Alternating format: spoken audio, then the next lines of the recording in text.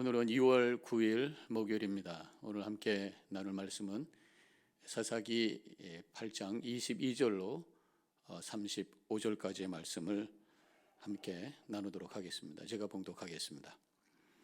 그때 이스라엘 사람들이 기드온에게 이르되 당신이 우리를 미디안의 손에서 구원하셨으니 당신과 당신의 아들과 당신의 손자가 우리를 다스리소서 하는지라. 기드온이 그들에게 이르되 내가 너희를 다스리지 아니하겠고 나의 아들도 너희를 다스리지 아니할 것이요 여호와께서 너희를 다스리시리라 하니라. 기드온이 또 그들에게 이르되 내가 너희에게 요청할 일이 있으니 너희는 각기 탈취한 귀고리를 내게 줄지니라 하였으니 이는 그들이 이스마엘 사람들이므로 금 귀고리가 있었음이니라. 무리가 대답하되 우리가 즐거이 드리리이다 하고 겉옷을 펴고 각기 탈취한 귀고리를 그 가운데에 던지니 기드온이 요청한 금 귀고리의 무게가 금 1700세겔이요 그 외에 또 초승달 장식들과 폐물과 미디안 왕들이 입었던 자색 의복과 또 그 외에 그들의 낙타목에 둘렀던 사슬이 있었더라. 기드온이 그 금으로 에봇 하나를 만들어 자기의 성읍 오브라에 두었더니 온 이스라엘이 그것을 음란하게 위함으로 그것이 기드온과 그의 집의 올무가 되니라.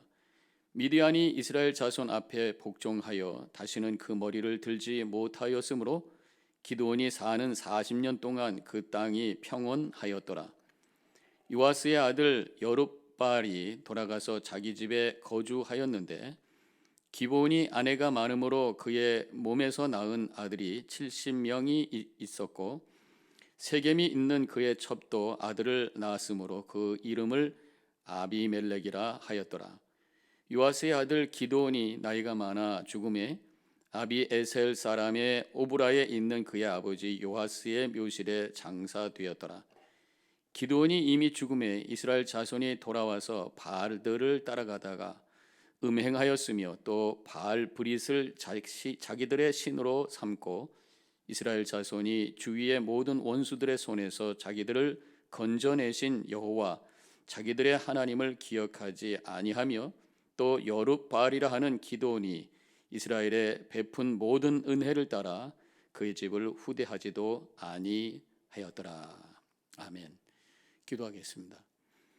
오늘 저희들에게 주신 이 사사기 8장의 말씀, 이곳에서 주님의 뜻을 찾고 그 말씀 앞에 엎드려지기 원합니다. 지혜를 주시고 영의 귀가 열려지게 해주시고 들려지고 우리의 영혼 속에 담게 하여 주시옵소서. 예수님의 이름으로 기도합니다. 아멘. 지금 기드온이 300명의 용사와 함께 미디안 사람들과 전쟁을 해서 승리하게 되죠. 그 승리한 이후에 어떤 일이 일어났는가, 이것이 오늘 본문에 나오는 내용이 되겠습니다. 22절에 그때에 이제 모든 전쟁에서 승리하고 난 이때에 이스라엘 사람들이 기드온에게 이르되 당신이 우리를 미디안의 손에서 구원하셨으니 당신과 당신의 아들과 당신의 손자가 우리를 다스리소서 하는지라. 지금 기드온이 아주 용기 있게 전쟁에서 승리했기 때문에 당신이 이제 우리의 왕이 되어서 당신의 자손들이 우리를 다스리게 하소서, 왕이 되게 해달라고 지금 간청을 하고 있는 것을 여기서 보게 됩니다. 백성들은 지금 승리를 했는데 눈에 보이는 것만 가지고 그들이 판단을 하고 행동하고 말하고 있는 것을 보게 되죠. 사실은 기드온이 대장이 되어서 리더십을 가지고 전쟁을 수행했지만 그 배후에서 역사하신 것은 하나님이신 줄로 믿습니다. 근데 이 백성들은 그 하나님을 보기보다는 기드온을 바라보면서 기드온에게 우리의 통치자가 되게 해달라는 그런 부탁을 하고 있는 것입니다. 지금 300명의 용사가 12만 명의 병사들을 이겨낼 수 있었다고 하는 것은 이건 기적이에요. 사람의 힘이 아닙니다. 하나님께서 행하신 일이라고 하는 것을 믿음으로 고백할 수 있는 것이죠. 물론 기드온이 리더십의 그 믿음과 리더십이 하나님의 그 역사의 통로가 된 것은 사실입니다. 그러나 궁극적 구원자는 하나님이신 것을 고백했어야 된다는 것이죠.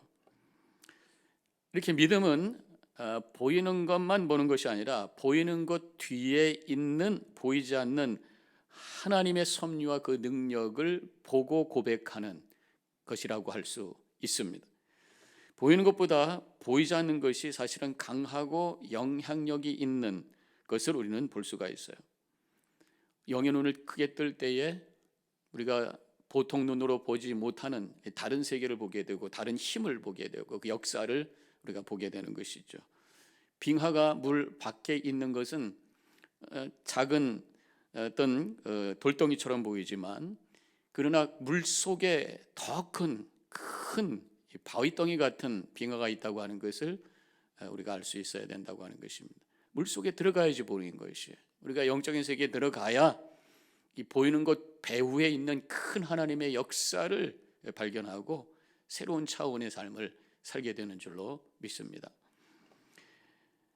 사람들은 이렇게 보이는 것만 보고 생각하니까 보이는 사람, 보이는 물질, 보이는 명예, 보이는 내 몸, 건강, 그의 돈, 재산 여기에만 초점을 맞추면서 살게 된다고 하는 것이.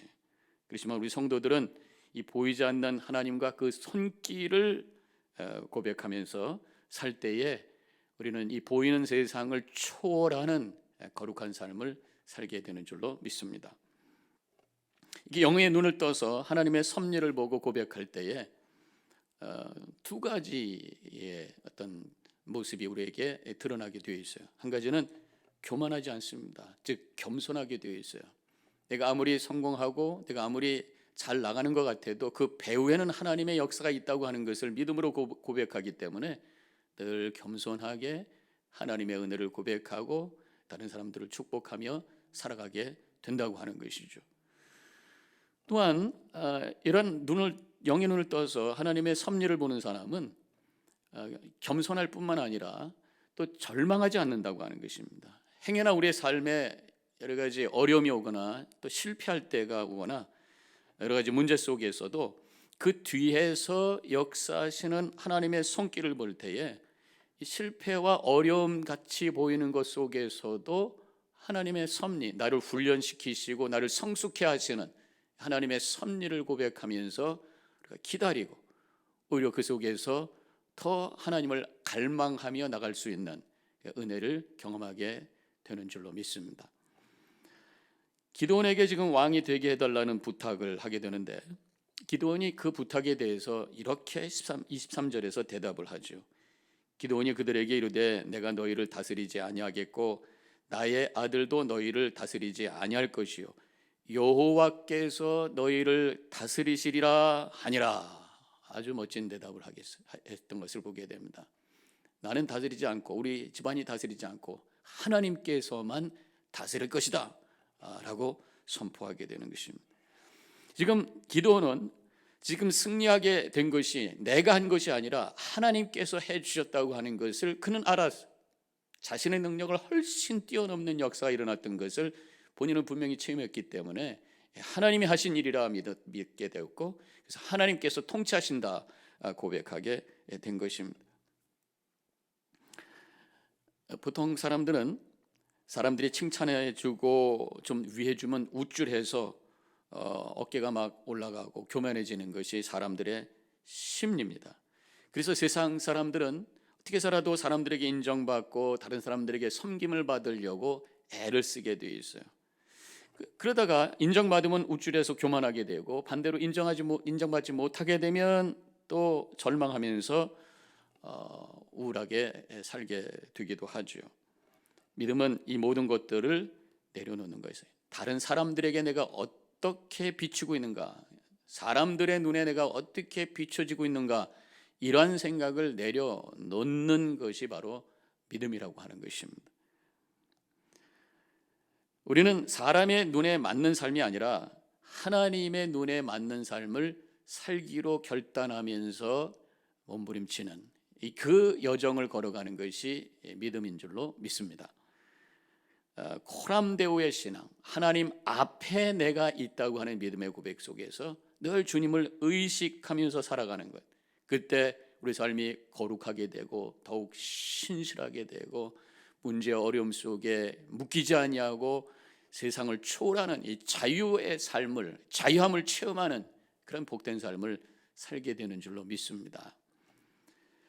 만약에 우리가 하나님을 의식하면서 산다고 하는 것이 그것이 나에게 부담이 되고 나를 묶는 것 같이 느껴진다면, 그것이 나에게 눌림이 된다면 하나님을 제대로 알지 못하는 것과 하나님을 제대로 믿지 못하는 삶이라고 말할 수가 있는 것입니다. 우리 하나님은 좋으신 하나님이신 줄로 믿습니다. 은혜의 하나님이신 줄로 믿습니다. 나의 아버지이신 줄로 믿습니다. 나를 사랑해 주시는 분이라고 하는 것을 우리는 분명히 믿을진데, 그 하나님이 내 곁에 계시고 그 하나님을 의식하면 의식할수록 우리에게 그것이 기쁨이 되고 은혜가 되고 확신이 되고 자신감이 되고 용기가 되고, 그래서 우리에게 주어진 삶을 승리하여 하나님께 영광 돌리게 되는 줄로 믿습니다. 그래서 이 영성 있는 믿음도요, 예수님을 믿습니다 마음으로 믿고 입으로 신하는 그 믿음에서 좀 더 깊은 영성을 갖고, 영성이라는 게 뭐예요? 하나님과의 교통의 삶을 사는 거죠. 영성이 깊은 믿음을 가질 때에 그 믿음은 더 확신과 자신감과 자유함을 경험할 수가 있는 것입니다. 그런데 영성이 얕은 믿음을 가지고 살 때에 오히려 믿음이 부담이 되고 믿음이 나를 어렵게 만드는 그러한 느낌을 갖게 된다고 하는 것입니다. 기도원은 지금 대답을 참 멋지게 잘 했어요. 하나님께서 다스릴 것입니다 선포했어요. 잘했어요. 그런데 그 다음이 이상한 그런 상황이 된 것을 보게 됩니다. 다 금을 모아오라고 합니다. 탈취한 금을 다 모아오라고 해서 그것을 가지고 녹여서 에봇을 만들게 돼요. 이 에봇이라고 하는 것은 제사장이 입는 겉옷입니다. 하나님 앞에 뜻을 여쭙기 위해서 갈 때에, 하나님의 뜻이 무엇인가를 분별하기 위해서 갈 때에 입었던 특별한 옷이에요. 그 안에는 우림과 두림이라고 하는 작은 돌이 두 개가 있는데 그것을 가지고 하나님의 뜻을 찾았다라는 얘기가 있습니다. 그래서 이 신비한 이 옷을 너무 거기에 의미를 부여하다가 보니까 그것을 금으로 만들어서 그것을 오히려 섬기는 그런 상황이 되어버리고 말았다고 하는 것입니다. 하나님의 뜻을 알고 하나님께 가까이 가는 통로요 도구의 역할을 하는 것이 하나님 자신이 되어버리고 말았어요. 그래서 하나님은 없고 엉뚱한 에봇만 가지고 하나님 뭔가 거기에 경배를 하고 그것을 섬기는 그런 어리석은 자가 되어버리고 말았다고 하는 것이죠. 27절에 기드온이 그 금으로 에봇 하나를 만들어 자기의 성읍 오브라에 두었더니 온 이스라엘이 그것을 음란하게 위함으로 그것이 기드온과 그의 집에 올무가 되니라. 오히려 음란하게 위했다고 하는 것이 뭐예요? 하나님보다 그것을 더 섬기는, 영적으로 배반하는, 영적인 바람을 피워버리는, 하나님보다 하나님을 위한 도구가 하나님이 되어버린 그런 상황이 되어버렸다고 하는 거죠. 그것이 오히려 올무가 되었다. 그러면서 34절에 가보면 이스라엘 자손이 주위의 모든 원수들의 손에서 자기를 건져내신 여호와 자기들의 하나님을 기억하지 아니하며, 에봇을 섬기다 보니까 하나님을 점점 잊어버리게 되었다고 하는 것이에요. 물론 시간도 갔지만 하나님께서 이 300명의 용사를 가지고 미디안을 물러나게 하시고 승리하게 하셔서 평안을 주셨던 그 은혜를 잊어버리고 점점 타락하게 되었다. 하나님이 아닌 헛된 것을 향해 마음을 쏟고 섬기다 보니 하나님을 잊어버린 상황이 되어버리고 말았다고 하는 것입니다. 사람들이 이렇게 자꾸만 보이는 것을 추구하려고 해요. 피지컬 비잉, 물질적인 존재이다 보니까 자꾸만 물질적인 것, 눈에 보이는 것, 만지는 것, 여기에다가 우리가 초점을 맞출 때가 있습니다. 믿음은 그것을 초월하는 것인데 그렇지 못할 때가 있다고 하는 것입니다. 혹시 우리가 믿음 생활 한다고 하면서도 하나님보다 하나님께로 가는 통로에 집착하고 그것을 붙들고만 있는 것은 아닌가? 성경은 하나님의 말씀이 하나님의 뜻을 깨닫는 통도인데 성경 그 자체를 붙들고 있다든가, 성경을 붙들지 말라는 얘기는 아닙니다. 근데 하나님보다 성경 그 자체를 붙들고 있다든가, 교회도 하나님의 은혜의 통로인데 하나님을 더 섬기기보다 교회 자체를 집착하고 있다든가, 또 사실은 가장 흔한 문제 중에 하나가 영적 지도자를 하나님보다 더 귀하게 여기고, 영적 지도자, 카리스마적인 지도자를 하나님처럼 섬기다가 결국 엉뚱하게 이단에 빠지는 사람들이 우리 주변에 많이 있다고 하는 현실입니다. 이러한 이 카리스마적인 지도자, 신비로운 체험을 한 사람들, 이 사람들의 경험과 이 사람들의 이야기가 성경보다도, 말씀보다도 더 귀한 것이라고 생각을 하죠. 성경에서는 예수님께서 다시 오시는 날은 아무도 모르고 하나님만 아신다고 그러는데, 알겠다는 사람이 나오니까 귀가 설긋해가지고 그 사람들 쫓아다닌단 말이에요. 그러면서 이단이 만들어지고 그 영혼이 파괴가 되는 결과를 가져오게 되는 것이죠. 어떤 사람은 믿는다고 하면서도 하나님보다 더 중요한 것이 자신이 돼요. 그래서 하나님의 뜻보다도 내 뜻이 더 중요해요. 그래서 내 뜻이 관철돼야 돼. 그것을 주장합니다. 내 뜻이 관철되기 위해서 하나님의 거룩한 교회가 깨지고 흩어져도 상관하지 않아요. 하나님의 귀한 자녀들의 마음이 상하고 아파도 상관이 없어요. 내 뜻이 관철이 돼야 된다. 하나님보다 내 뜻을 더 중요하게 생각하고 하나님보다 내 뜻을 더 섬기는 그런 잘못된 모습이라고 할 수가 있겠습니다. 우리는 그저 하나님만 섬기고 내가 하나님 앞에 있다고 하는 믿음의 고백 속에서 하나님의 뜻만을 향해서 겸손히 걸어가므로 내 마음과 내 주변에 하나님의 나라가 세워지는 은혜를 체험하며 그 하나님 나라 세우는 일에 쓰임받는 거룩한 삶을 살아가는 우리 모든 성도님들이 되어주시기를 주님의 이름으로 간절히 축원합니다. 기도하겠습니다. 감사합니다. 하나님, 오늘 기도원의 이야기를 통해서 우리 자신을 되돌아봅니다. 믿음의 고백은 제대로 했지만 행여나 우리가 엉뚱한 것을 붙들고 믿음 생활하는 것은 아닌가.